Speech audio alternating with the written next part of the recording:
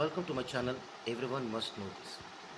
Friends, ఈరోజు నేను మీకు ఒక పాట గురించి, ఆ పాటలో ఉన్న లిరిక్స్ గురించి సంబంధించిన ఒక గొప్ప విషయాన్ని మీకు తెలియజేద్దాం అనుకుంటున్నాను. ఎందుకంటే ఆ పాటలో రాయబడిన లిరిక్స్ ఏదైతే ఉన్నాయో అవి చాలా అద్భుతంగా రాయడం జరిగింది.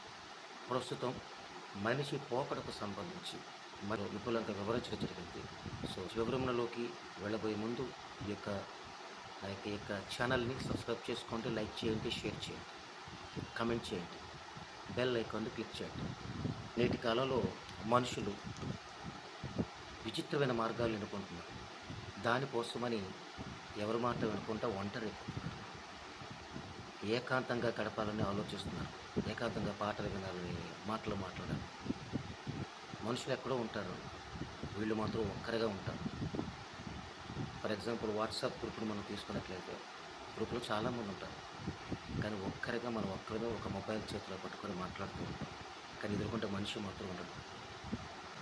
తను ఎంచుకున్న మార్గం కరెక్ట్ ఏదైతే తన దృష్టిలో దానికోసమని తనకు తెలిసిన వాళ్ళైన చాలామందితో మాట్లాడడం కూడా మానేస్తాడు, మౌనంగా ఉండిపోతాడు. సో ఒంటరైపోతున్నాడు, చాలా సందర్భాల్లో మౌనంగా ఉండిపోతున్నాడు. గతంలో ఆ వ్యక్తులతో ఇబ్బందులు రావచ్చు, వచ్చి ఉండవచ్చు.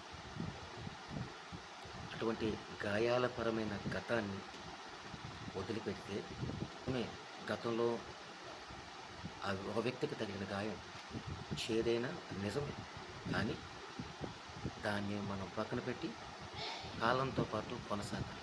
మనుషుల మధ్య విభేదాలన్నీ తొలగిపోయి కలిసిమెలిసి ఉండడం కోసం ప్రయత్నం చేయాలని చెప్పి ఈ పాట యొక్క పల్లవిలో కొంత భాగం తెలియజేస్తుంది. ఇక్కడ మొదటిసారి ఏం తెలియజేస్తుందంటే సర్దుకుపోవాలి, సరిదిద్దుకోవాలి. అంటే జీవితంలో మనం అనుకున్నది సాధించలేకపోవచ్చు, మనం అనుకున్నట్టుగా ఉండకపోవచ్చు. కాబట్టి కాలంలో అంటే కాలంతో ప్రయాణం చేస్తూ ఆ వచ్చిన దాంతో సర్దిపెట్టుకోవాలి, సర్దుకుపోవాలి.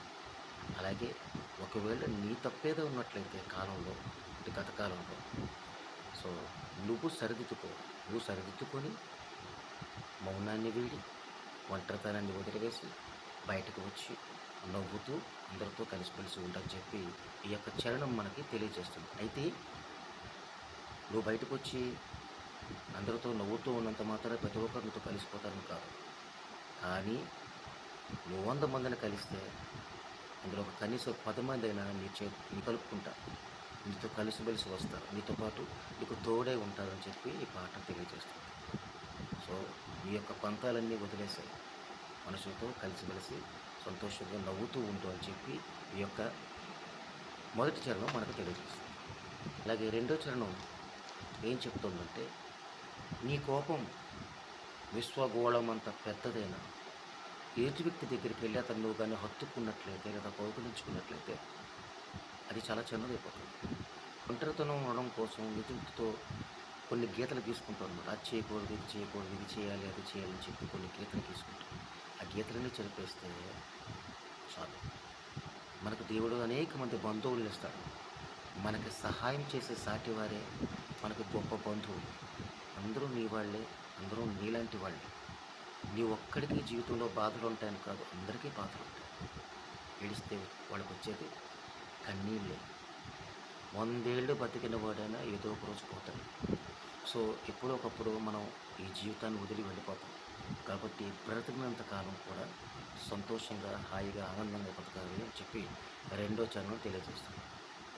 సో ఈ పాట ద్వారా మనం నేర్చుకోవాల్సింది ఏంటంటే ఒంటరిగా ఎప్పుడూ బతకడం కోసం ఆలోచించుకోవడం, మౌనాన్ని పక్కన పెట్టేసి మాటలు మాట్లాడాలి, మనుషులతో మాట్లాడాలి, బయటకు రావాలి, నవ్వుతూ బయటకు రావాలి, అందరికీ చేయి అందించాలి. ప్రతి ఒక్కరు నీకు తోడుగా ఉంటారు. అందరితో కలిసిమెలిసి ఉంటూ వీలైతే వెళ్ళి వాళ్ళ హత్తుకు, అందరూ నీ వాళ్ళే, నీలాంటి వాళ్ళే.